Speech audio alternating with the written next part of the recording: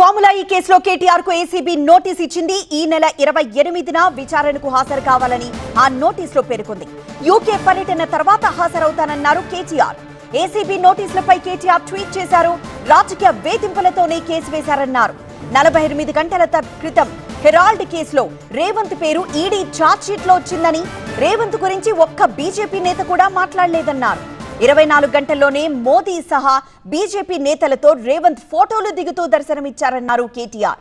BRS అంటే CM Revanth కు భయమన్న కేటీఆర్ చౌకబారు రాజకీయాలు చేస్తున్నారన్నారు. విదేశీ పర్యటన తర్వాత ఏసీబీ విచారణకు హాజరవుతా ఖచ్చితంగా అధికారులకు సహకరిస్తారన్నారు కేటీఆర్. మరోవైపు కేటీఆర్ కు ఏసీబీ నోటీసులపై ఎమ్మెల్సీ కవిత సీరియస్ అయ్యారు. తమ వైఫల్యాలు కప్పిపుచ్చుకోవడానికి రేవంత్ సర్కార్ కుట్రపూరితంగా వ్యవహరిస్తోందన్నారు. రేవంత్ కుర్చీల రాజకీయ క్రీడలో భాగమే నోటీసులు అని విమర్శించారు. ఎవరెన్ని ఇబ్బందులు పెట్టినా తట్టుకొని నిలబడ్డ చరిత్ర కేసీఆర్ సైనికులదన్నారు కవిత.